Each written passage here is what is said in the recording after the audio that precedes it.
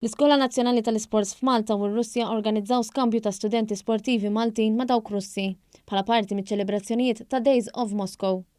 Dawn l-istudenti kellhom iċ-ċans jipparteċipaw f'sezzjonijiet ta' taħriġ ma' studenti fejn ħadmu flimkien u qasmu tattiċi differenti relatati mal-isport. Dan l-iskambju foka fuq table tennis u judo fejn l-atleti ġew segwiti minn coaches Russi u Maltin. Aparti minn hekk, il-medalista Olimpika Russa Tutkaljan Seda tat lezzjonijiet għal-ġinnasti.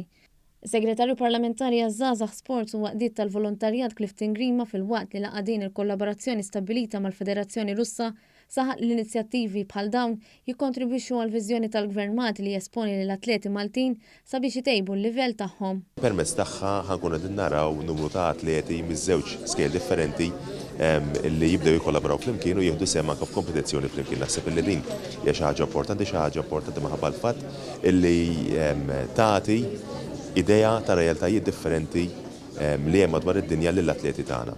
Barra minn hekk l-istudenti jkollhom l-opportunità li jagħmlu ħbiberiji internazzjonali u jiltaqgħu ma' kulturi differenti.